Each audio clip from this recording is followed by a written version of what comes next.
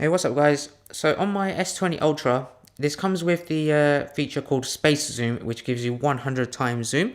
Now I just wanted to give you an idea of how good or bad this is, because I've seen a lot of people talking about this as a standout feature on the Ultra edition of the S20 range.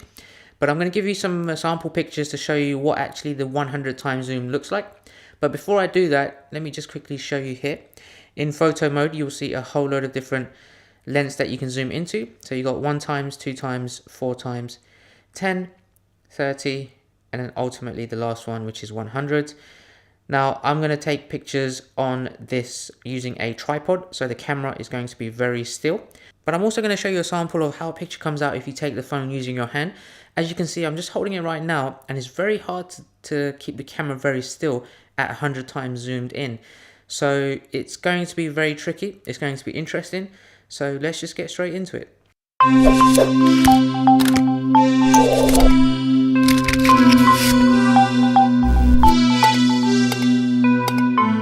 Okay guys, so just looking at this first picture here, now this is the main telephoto lens, and as you can see, it's just my street, there's a few houses around, and I'm actually going to be trying to zoom into an animal that I can see in a window in the distance. So from this picture you can't tell. So if I go into 2x zoom, you can see it's very clear, it's still concise.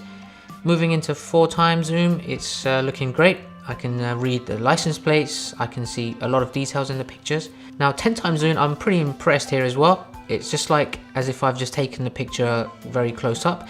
You can now start seeing the animal that I'm talking about in the window. It's coming there in a distance. Now 30 times zoom is where I usually would cut off my limit if I was to do any zooming, but here it's still clear, it's still concise. Now let's go on to the 100 times zoom, and as you can see, I've managed to capture that animal or that object in the window. And just to let you know, my camera is on a tripod as well, so it's very stable. So there's not a lot of blur or shakiness in this picture, so I don't see much distortion, although it is very grainy and it's not completely sharp. So I wouldn't really use this for any specific purpose, but again, I can see if you really was to focus on something in the distance, then if you have it on a tripod, perhaps you can capture something useful. But I guess if you're outdoors and you want to capture landscapes very zoomed in, maybe there's a mountain in the distance, it might be useful for that. But if you're trying to capture an object, then I think it doesn't do justice by using that 100 times zoom.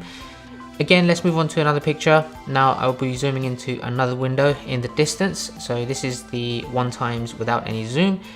Moving into 2 times, 4 times, 10 times, it's getting very clear. 30 times, and then let's finally move into 100 times. So again, as you can see, it's a bit grainy. There's not too much details. It's very washed out. The colors are not too great, and I wouldn't see myself using this for any purpose. Now let's take it outdoors into the park, where I feel like I want to get a little bit more of a detailed picture. So here is a really large field. I was just sitting down, and again, the camera is on a tripod. Now there's a few people way back there in the distance just sitting on benches, and I wanted to see if I can capture any person and any details on their face if I do the 100 times zoom. So let's go into 2 times.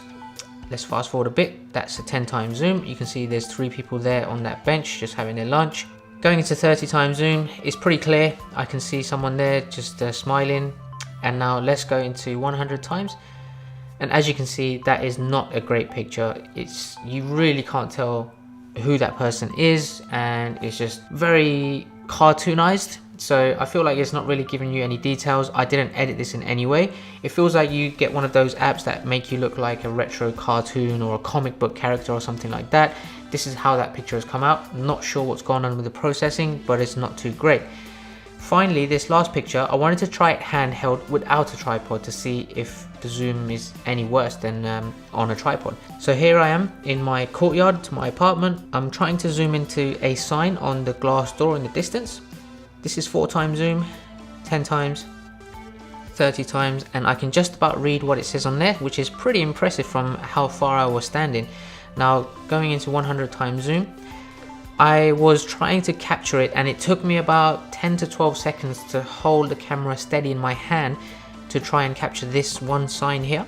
And actually after 12 seconds I was impressed that I did manage to capture it. Although I can't read everything on there, the majority of it, I can read that. But again, I feel like if you're gonna use the zoom to read any descriptions, it's definitely not worth buying this phone just for that purpose. Now, overall, in conclusion, I would say if you was going to buy the S20 Ultra, specifically for the 100x zoom or the space zoom, because they have marketed that very heavily, then I would definitely recommend not to do that, because for 95% of the time, you are never going to use that space zoom. If you're gonna use 30x zoom or anything less than that, I would just stick with the S20 Plus. But for me, paying over £1,000 for the Ultra Edition specifically for the zoom camera, I definitely don't think it's worth it. You can see some of these pictures have not come out great, and I would suggest just sticking to the normal S20 range or the S20 Plus range. So if there's anything else you'd like to know, guys, then do drop a comment below. Otherwise, I hope that was a very useful review of the space zoom capabilities. I hope you subscribe. I've got a lot more reviews coming up on a lot more flagship phones, and I will catch you guys next time. Take care.